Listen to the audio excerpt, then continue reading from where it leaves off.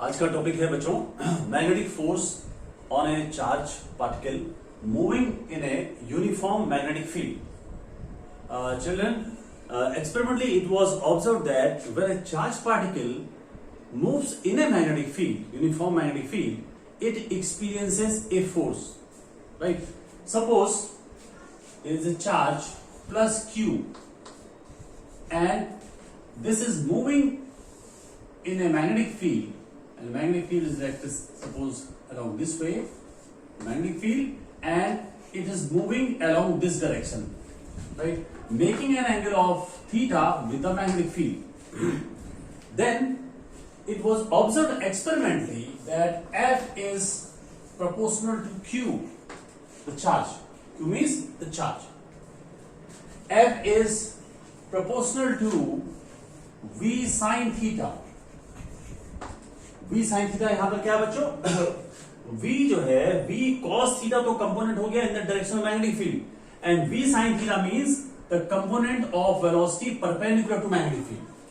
V sin theta क्या हुआ? Component of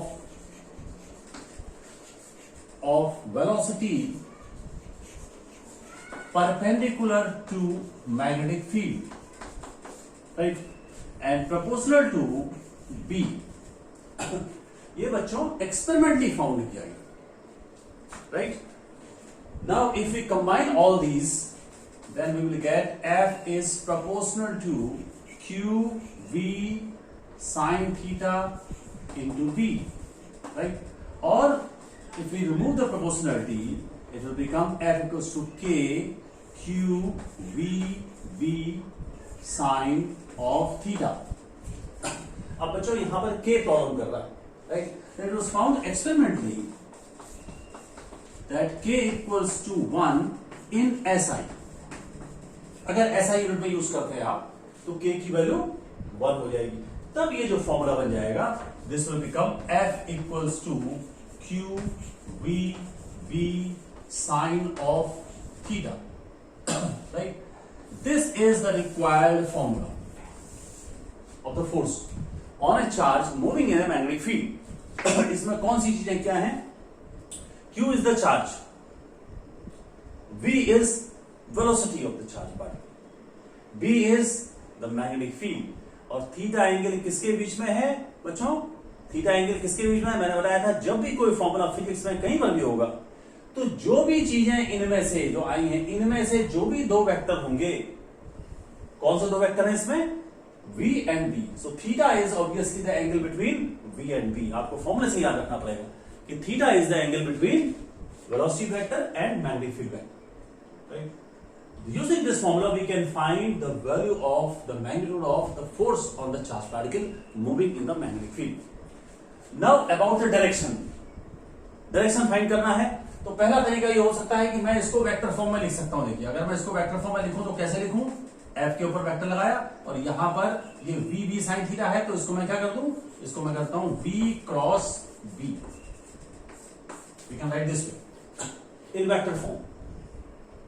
और अगर वेक्टर फॉर्म में मैंने ऐसे लिखा, इसका मतलब क्या है? फिर वही बात आ गई जो पहले भी आई थी फॉर्मूले में. यहां पर दो वेक्टर का क्रॉस प्रोडक्ट है, यहां पर ये फोर्स है. It means that the direction of force is perpendicular to both V and B. F का जो डायरेक्शन है वो V के परपेंडिकुलर भी होगा और B के परपेंडिकुलर भी होगा. V और B के बीच में कोई भी एंगल हो सकता है, but F must be perpendicular to V and F must be perpendicular to B. ध्यान रखिएगा. अगर ये कहा जाए कि इस फॉर्मूले में कौन से दो पेयर हैं जो परपेंडिकुलर हैं, what are the two pairs of vectors which are perpendicular always, तो पहला हो गया F और V और दूसरा हो गया F और B, राइट. तो यहां से एक बात निकल के आती है F के डायरेक्शन के बारे में कि the direction of force is perpendicular to V and B both. लेकिन क्वेश्चन यहां पर फिर वही उठता है कि अगर ये इस तरीके की सिचुएशन है, चार्ज पार्टिकल ऐसे मूव कर रहा है, मैग्नेटिक ऐसे है, मान लीजिए जैसे ब्लैक ये ग्रीन बोर्ड में है, तो इसका मतलब ये हुआ कि फोर्स का डायरेक्शन अगर इन दोनों के परपेंडिकुलर होना है तो या तो फोर्स का डायरेक्शन ऐसे होगा, इधर की ओर होगा, ये परपेंडिकुलर हुआ, देखिए बी के परपेंडिकुलर भी है और बी के परपेंडिकुलर, और या डाउनवर्ड होगा, राइट. तो यहां पर फिर एक थोड़ा सा कंफ्यूजन क्रिएट हो रहा है कि ये अपवर्ड होना चाहिए, ऐसे ऊपर की ओर होना चाहिए या नीचे की ओर होना चाहिए। तो यहां पर इसको क्लियर करने के लिए एक रूल और आता है मैग्नेटिक फील्ड में, that is called Fleming's left hand rule. मैं यहां पर इसको लिख देता हूं, फ्लेमिंग्स लेफ्ट हैंड रूल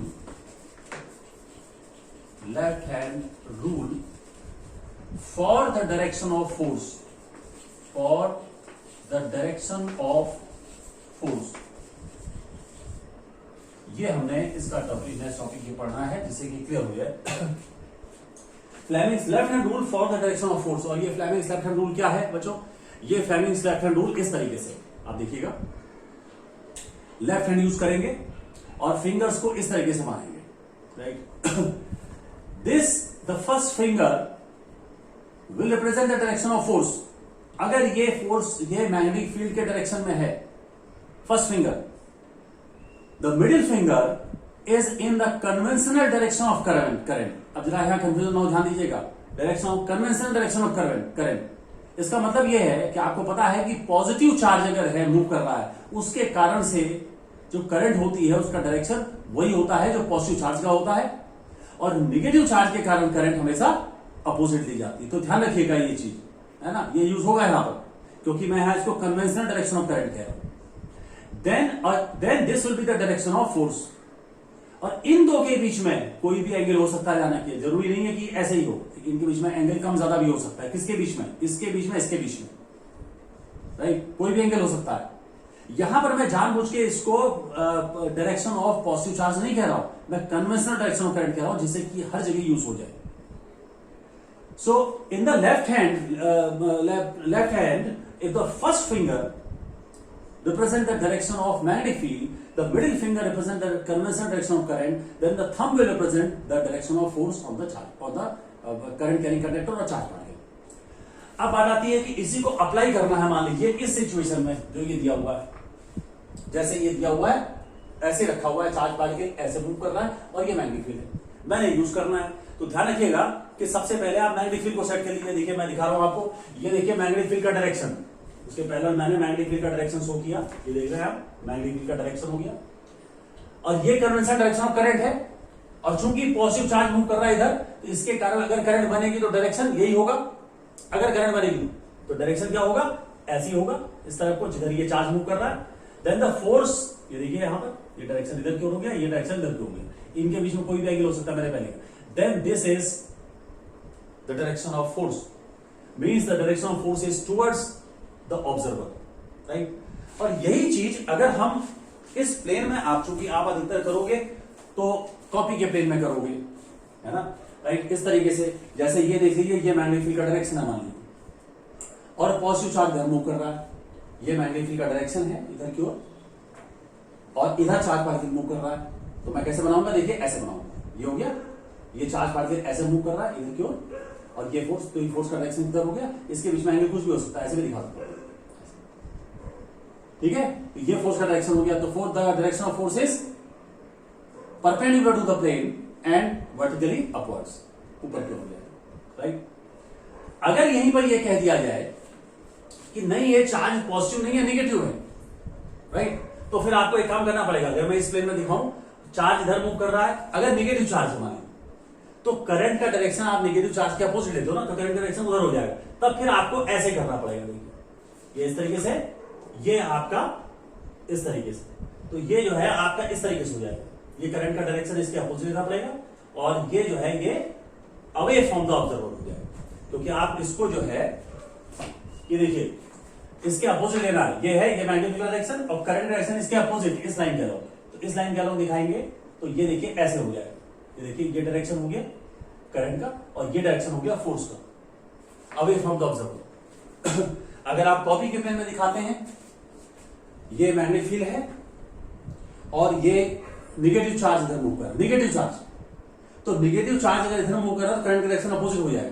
तो फिर आप इस तरीके से करेंगे, और इसका डायरेक्शन जो है वो इधर की ओर, देखिए ऐसे हो जाएगा, ये करंट का डायरेक्शन हो गया इस वाले फर्स्ट में, और ये वर्टिकली डाउनवर्ड्स। तो this way you can use the Fleming's left hand rule for the direction of force. Current हो, किसी कंडक्टर में या कोई चार्ज पार्टिकल मूव कर रहा हो और आप निकालना चाहते हो कि उस पर फोर्स का डायरेक्शन क्या होगा, then you will use the Fleming's left hand rule for the direction of force. I am repeating once again. In the left hand, if the first finger represent the direction of magnetic field, the middle finger represent the conventional direction of current, then thumb will represent the direction of force on the charged particle or on the current carrying conductor. So now it is very clear and you will use this formula. ध्यान रखिएगा, दो rule मैंने बता दिए. One was the right hand palm rule for the direction of magnetic field due to a current carrying conductor, and second one is Fleming's left hand rule, right? और यही दो rule हम यूज करेंगे बच्चों याद.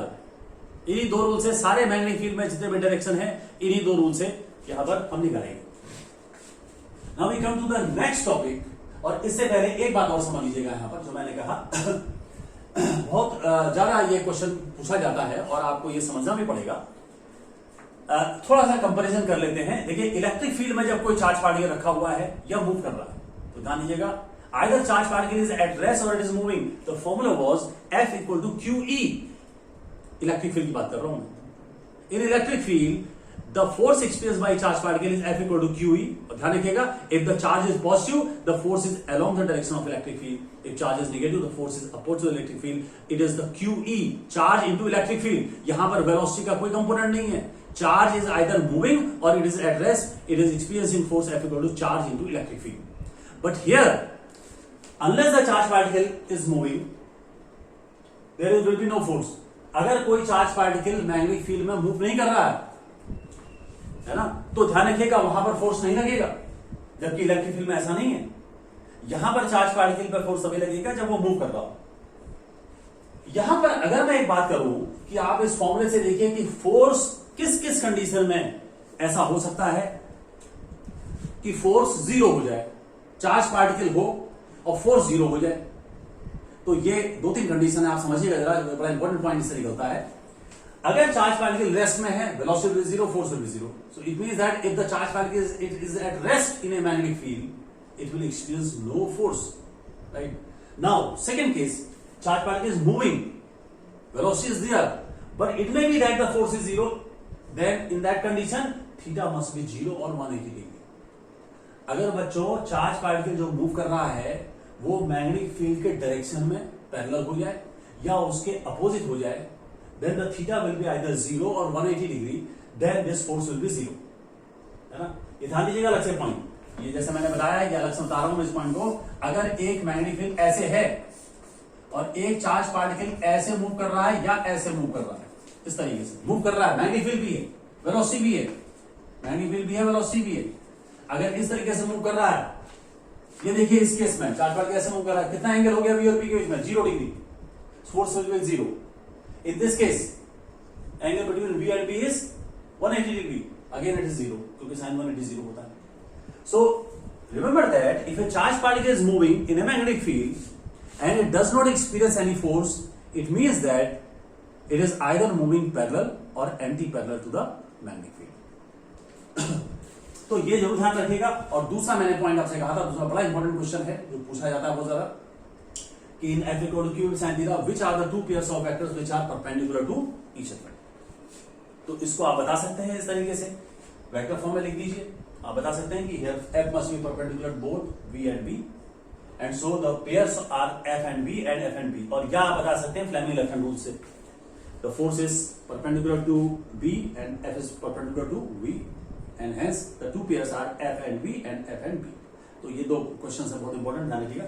Now we come to the very small topic, that is Lorentz force.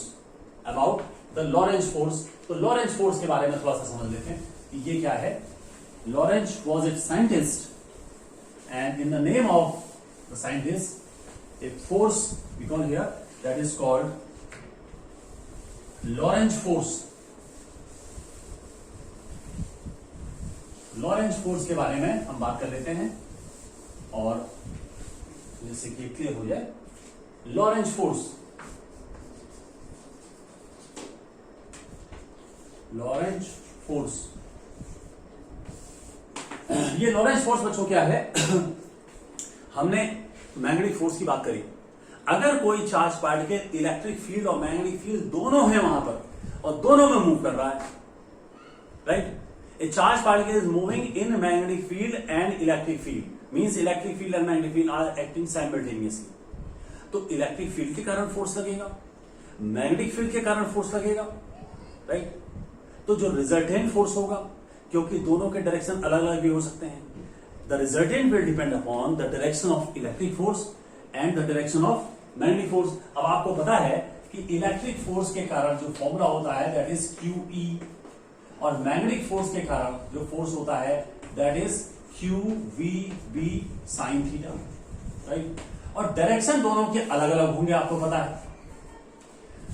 Electric field के case में मैं बता चुका हूं कि फोर्स का डायरेक्शन अगर चार्ज पॉजिटिव है then it will be along the electric field, अगर नेगेटिव है ना opposite the electric field. In the case of magnetic force आपको पता है कि the force we will find the direction by Fleming left hand rule. तो direction को अब now how can we find the resultant force? तो resultant force depend करेगा कि एंगल कितना है। तो यहां पर हम डायरेक्ट Fm प्लस Fe लिख नहीं सकते, यहां पर we can only use in the vector form. तो हम वेक्टर फॉर्म में लिख सकते हैं F will be equal to QE, ये वेक्टर फॉर्म में लिख दिया इलेक्ट्रिक फोर्स को, प्लस QV क्रॉस B। ये this expression is the expression for the Lorentz force, right? This is the expression of Lorentz force. What is the Lorentz force? Lorentz force is the resultant force of a charged particle. The resultant force of the charged particle moving in electric field and magnetic field. And this is the expression for the Lorentz force. Right? एक बात बच्चों यहां पर आपको अलग से बता दूं मैं, आप इसको ध्यान में रखिएगा, नोट कीजिएगा। एक हम बात करेंगे यहां पर SI unit of magnetic field, SI unit of magnetic field, क्योंकि बार बार बात आ रही है, मैं इसको अलग से बता दे रहा हूं, यूज होगा। देखिए बच्चों, आपको शुरू से मैंने बताया मैग्नेटिक फील्ड के बारे में, तो हमने एक टर्म यूज किया टेस्ला। एक टेस्ला तो इसकी पॉपुलर यूनिट है, आपको पता ही है, टेस्ला इसकी पॉपुलर यूनिट है। और यूनिट भी हम इसके निकाल सकते हैं। देखिए अभी एक फॉर्मूला हमारे पास आ चुका है F equal to QVB sin theta. अगर वहां से फॉर्मूले से हम निकालें, हम निकालना चाहते हैं मैग्नेटिक फील्ड का formula F equal to QV sin theta, तो B इक्वल क्या हो जाएगा F upon QV sin theta. यहां से अगर बच्चों निकालें तो B की यूनिट क्या हो जाएगी F की न्यूटन, इसकी कूलम हो गई, इसकी मीटर पर सेकंड हो गई, और साइन थीटा तो कुछ हुई नहीं। और ध्यान रखिएगा कूलम पर सेकंड को क्या कह सकते हैं, Q अपॉन T, यानी एम्पियर कह सकते हैं। तो हो जाएगा न्यूटन एम्पियर -1 मीटर -1। तो एक यूनिट ये भी होती है न्यूटन एम्पियर -1 मीटर -1। और एक यूनिट और आएगी बच्चों, वो होगी वेबर पर मीटर स्क्वायर, जो आगे हमारे फॉर्मूले से आएगी। अभी तो नहीं समझ में आएगी बात आपको, क्योंकि वेबर अभी यूनिट आपने पढ़ी नहीं है, मैग्नेटिक फ्लक्स यूनिट होती है ये। लेकिन ये आप डायरेक्ट याद कर लें, ये मैग्नेटिक फील्ड की तीनों यूनिट होती हैं, इक्वली यूज होंगी, बराबर। Tesla is the popular unit, newton ampere -1 metre -1, आप डायरेक्ट याद रखेंगे इन यूनिट्स को, and weber per metre square. एक इसकी ESU यूनिट होती है, ESU unit of magnetic field, जो कभी कभार यूज होगी, and that is called gauss. वैसे तो यहां जितने फॉर्मूले आ रहे हैं सब आपको SI में यूज करने हैं, इलेक्ट्रोस्टैटिक यूनिट नहीं यूज करनी है, लेकिन कई जगह पर वैल्यू दी होगी तो आपको चेंज करनी पड़ेगी। तो यहां पर एक बात ध्यान रखिएगा कि 1 गॉस इक्वल टू होता है 10 पावर -4 टेस्ला। ये आप याद रखेंगे, क्योंकि कई जगह पर ऐसा होगा कि आपको गॉस में दे देंगे, क्या देंगे 32 गॉस, तो आप चेंज करेंगे उसको टेस्ला में, 32 × 10⁻⁴ कर देंगे। तो ये यूनिट के बारे में आप इसको अलग से इसको नोट कर लीजिएगा। And in the next topic now we will discuss obviously the force experienced by a current carrying conductor placed in a uniform magnetic field। अभी हमने बात करी कि चार्ज पार्टिकल है तो फोर्स की बात कर ली, अब हम बात करेंगे करंट कैरिंग कंडक्टर है तो उस पर फोर्स का क्या फॉर्मूला होगा, उसकी हम बात करेंगे, राइट? Thank you.